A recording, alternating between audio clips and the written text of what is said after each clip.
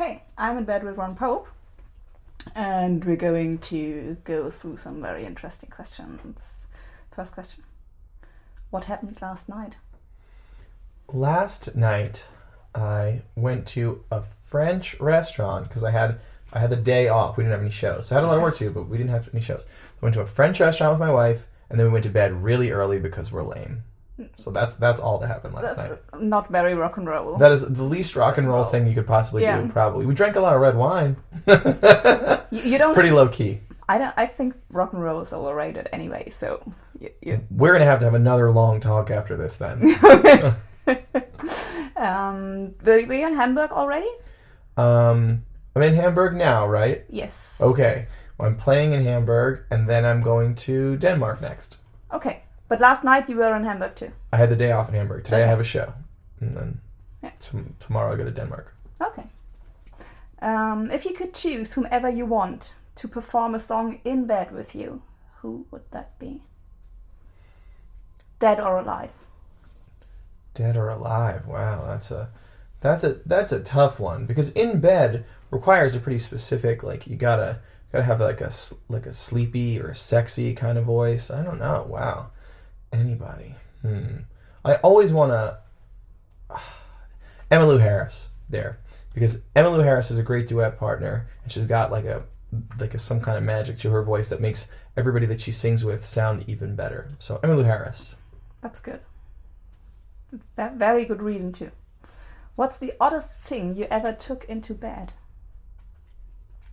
My dog gets into my bed an awful lot. That's pretty strange to me. Like, you're an animal. You should live outside. Why are you trying to get in you have your own bed. Like, not only do we feed you, we got you your own bed, and you still want more? I'm like, other animals live outside. But she gets to live in the house. So I think that's weird when the dog tries to get into the bed. Yeah. But do you let her? No, absolutely not. No. Dog can't sleep in the bed. She has her own bed. Yeah. Her life is good enough. Yeah. Probably. Yeah, exactly. Who's taking care of her now? My wife's family, they kept her for a bunch of years when we were living in New York. Okay. And so now they have her while we're on tour. So we have joint custody. That's very practical to have somebody, because otherwise, as a musician, it's tough to have animals. That's true. What creepy stories did you get to hear as a kid when you would not want to go to sleep? So it was bedtime and you were nil. Oh, man. You know, I had nightmares as a kid a lot, so usually bedtime stories for me were like nice stories. I didn't get a lot of scary stories because they knew that it was possible that I would already wake up screaming and freaking out. So all of my bedtime stories were pretty mellow. Okay. So they didn't... None really, no. Nobody gave me those. Did you ever dream of being someone else? Yeah, I mean, certainly.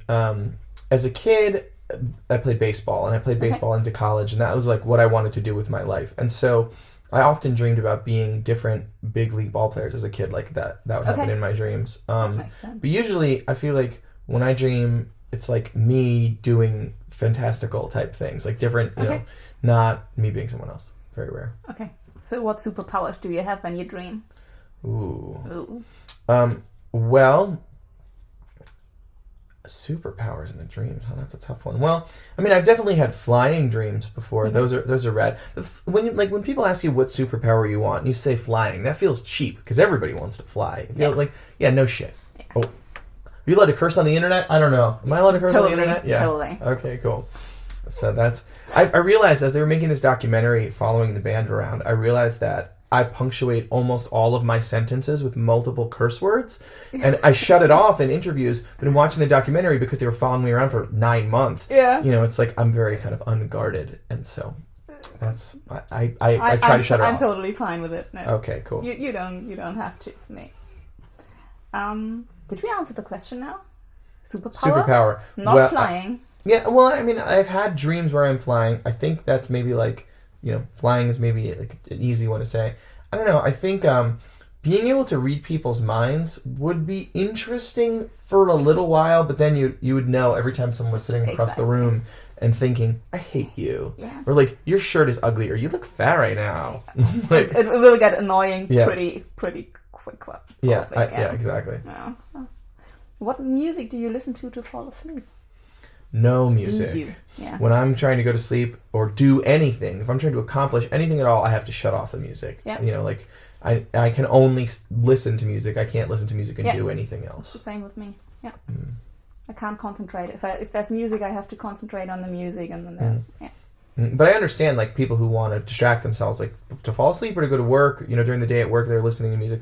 I get it. I just can't do it. Yeah. Last question already. Which monster sleeps under your bed?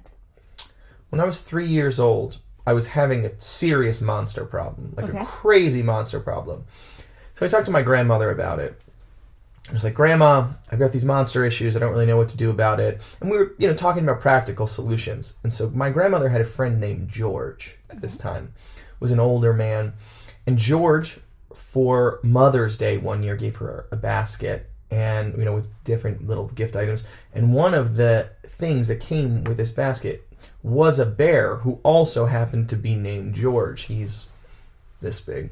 Okay. And so my grandmother came home with this bear, and it turns out that in the evenings, once I go to sleep, George grows to be a full-sized grizzly bear who sits in my room and protects me from monsters. So I've had this bear for 30 years. Not a peep from a monster since I got this bear. Not one monster under my bed since the 1980s. True story. My grandmother, Evelyn, got me that bear, George. Still lives in my house right now. He's there watching my house. He is. That's where he is right now at this moment, watching my house. So no monsters will get in while you're away. Exactly. That's perfect. That's a wonderful story. I'm glad that I get to tell it to you. Yeah, thank you. I want you across my hips, fasten low and tight, in the middle of the woods, in the middle of the night. We can let the world fall away, one kiss at a time.